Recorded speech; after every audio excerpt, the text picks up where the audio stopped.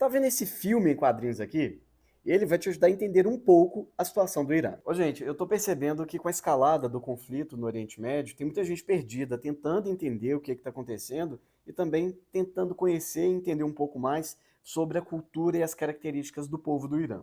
Aí eu lembrei dessa história, que na verdade é um livro em quadrinhos que depois foi adaptado para filme. Não tem jeito, né?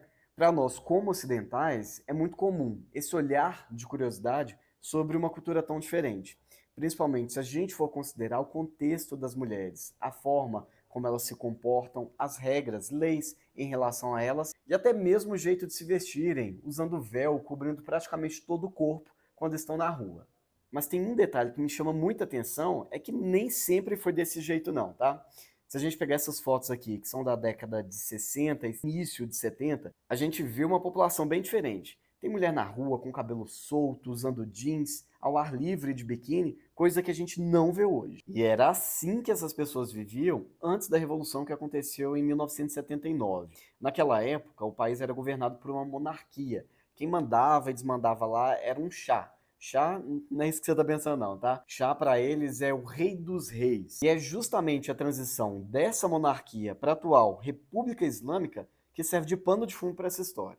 O nome do filme é Persépolis. É o mesmo nome do quadrinho que foi escrito por Marjane Satrapi. E qual que é a história? Nele, essa mulher que é iraniana conta como foi o final da infância dela em meio à revolução que derrubou o Shah, né, o rei dos reis, Reza Pahlavi, que comandava o país na época, e instaurou um novo regime. E é fácil entender porque é contado em formato de quadrinhos. É claro que é uma história praticamente autobiográfica, então a experiência da Marjane e da família dela sobre tudo o que estava acontecendo. Mas tem um ponto que me chama a atenção, é que tanto ela quanto a família dela naquela época já não queriam mais aquele regime de monarquia. Eles lutavam para acabar com ele.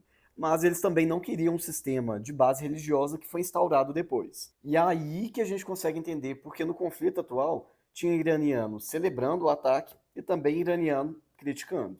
E ó, só para destacar, o filme não é específico e não vai explicar o que levou Israel e os Estados Unidos a atacarem o Irã, mas já é um bom começo para entender a história e a cultura tão diferente de uma nação que está em guerra. Você já assistiu? Me conta, vai. Comenta aqui e fala o que achou.